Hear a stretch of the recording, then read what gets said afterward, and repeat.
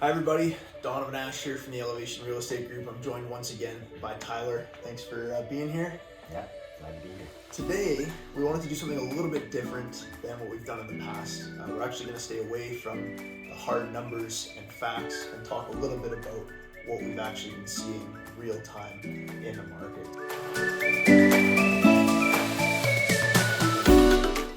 So Tyler, why don't you start us off?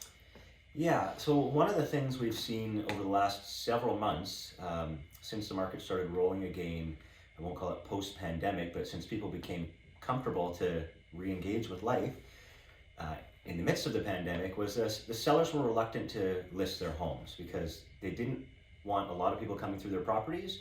And then as the market heated up, they wanted to know where they were going first. We entered a strong seller's market, and the lines we were hearing was, I don't want to list my home until I know where I'm moving.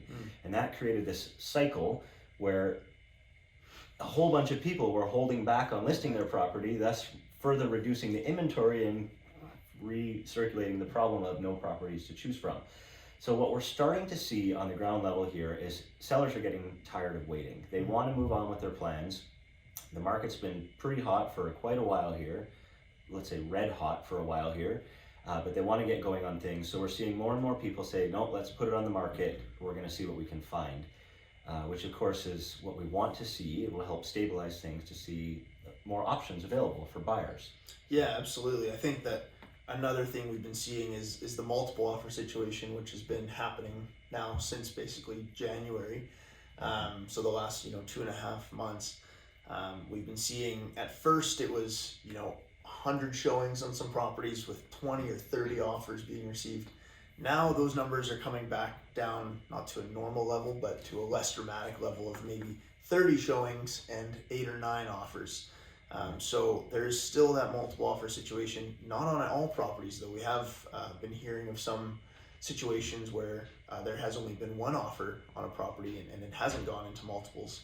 So we're starting to see that shift at this time as well. Yeah, and that is also impacting our strategy as we give advice to sellers. So not all the buyers love to hear this, but throughout the board, it's fairly common practice these days to estimate, and it's almost a guesstimate of where you think the house is going to sell. And then they would pick a number below that to try and create a frenzy. If they thought a house was going to sell at 1.1 million, they put it on the market at 999,000. Watch the sparks fly, see how many offers you can get and how much over asking price they would receive, quite often getting even over the 1.1 million price. We're starting to see a shift with more properties to choose from. That strategy works when you're the only house available that weekend. But if there's 3 or 4 or 5 other listings just like yours that buyers are looking at, it becomes increasingly risky to underprice your property. So we're having that conversations with sellers now about pricing closer to where you actually expect to sell.